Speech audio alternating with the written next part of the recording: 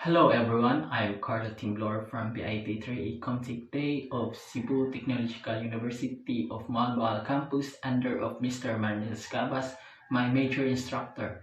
So today I'm going to talk about Lesson 1 and Lesson 2. So first is the Lesson 1.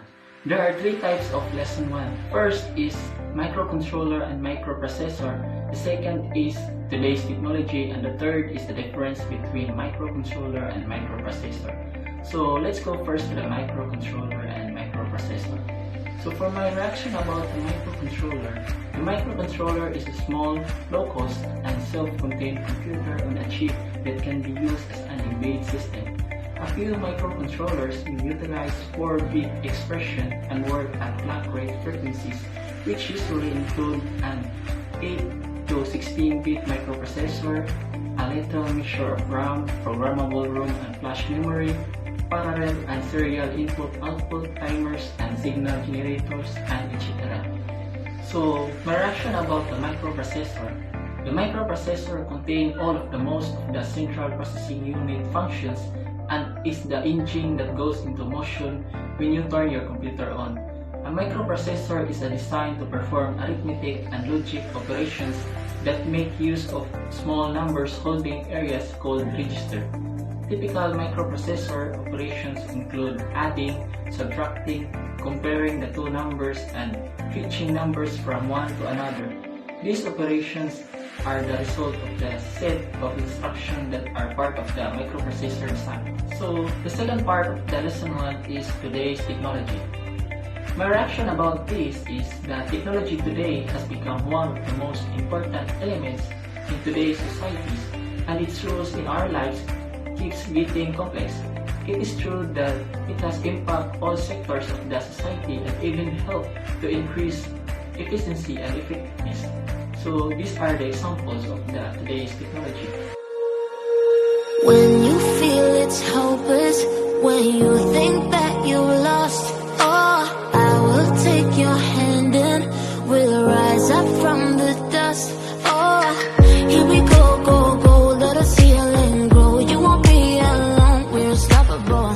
Don't be afraid to show what we're going for. This is what we know. We will come back to life, we're still breathing, standing up, everybody's gonna And the last part of the lesson 1 is the difference between microcontroller and microprocessor. My reaction about this is the major difference between microprocessor and microcontroller is that a microprocessor is an IC designed to perform general-purpose digital computations, as against a microcontroller is an IC integrated with various devices to perform specific applications.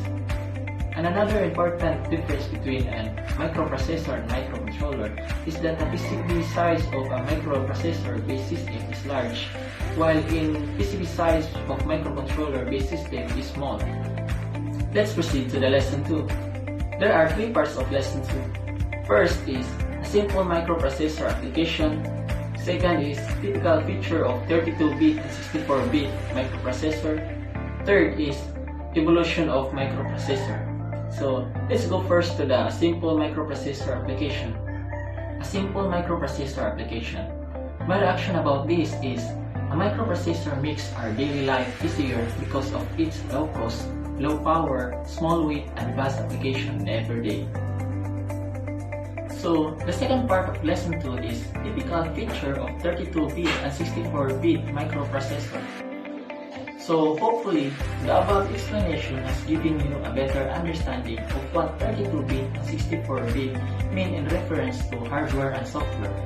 If you are installing an operating system, it's important to know what type of a processor your computer has so you can install the right one.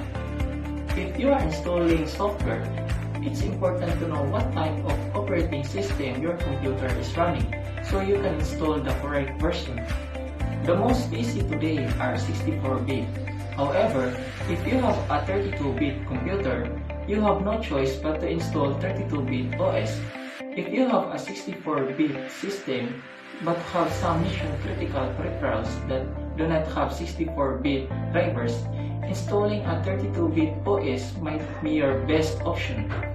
In all other cases, it's best to buy a 64-bit hardware install a 64-bit operating system, and run a 64-bit application. So this combination will provide you the best possible performance.